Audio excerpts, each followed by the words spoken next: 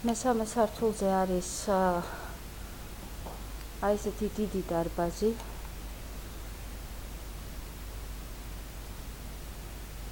ის დაგებულია ხის პარკეტი.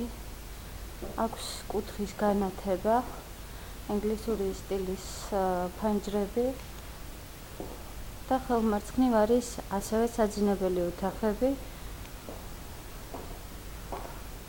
და ძალიან უხდება სახლს ის, რომ მესამე სართულზე აივანი და ვერანდა ვითარდება როგორც მარჯვნივ, ასევე ხელმარცხნივ საძინებლებიდანაც უკვე სულ სხვა ხედით გადავდივართ სახლის უკანა ეზოში. ამ ოთახსაც აქვს კუთხის განათება.